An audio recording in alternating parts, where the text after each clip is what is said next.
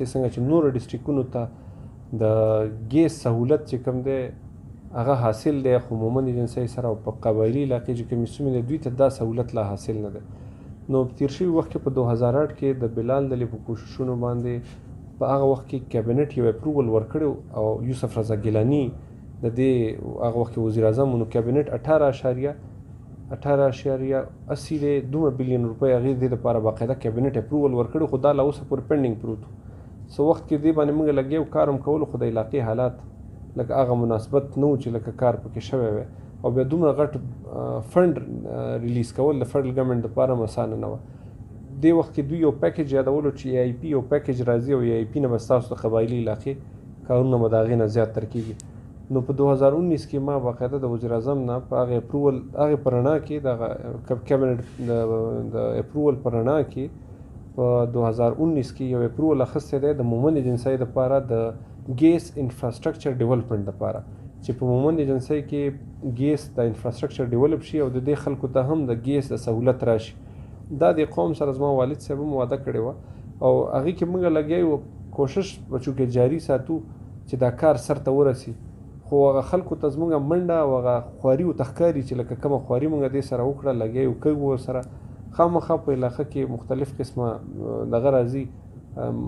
مسلې مسایل پکې دا راځي چې که زه یو ډیولپمنټ کوم نو په بل په سترګو ښه نه لګي. دا یو غټ ټول نه ایشو په کار دی چې دا نور ملګري موږ سره یو ځای شو او مومند ایجنسۍ له دا یو ثمر دی دا میوه له راوړو چې خلک روزانه دا کم د بوټي سیزي یا د نور دغه سیزي د هغې په ځای به د هغوی په کور کې ګیس فیسیلیټي راشي، هر کور ته به راوړ شي. فرسټ فیز کې دوی موږ ته د مومند ایجنسۍ اسټیمیټډ کاسټ 1.80 ارب روپۍ 82 ارب روپۍ راغلی 1.182 کروڑ لکه ټوټل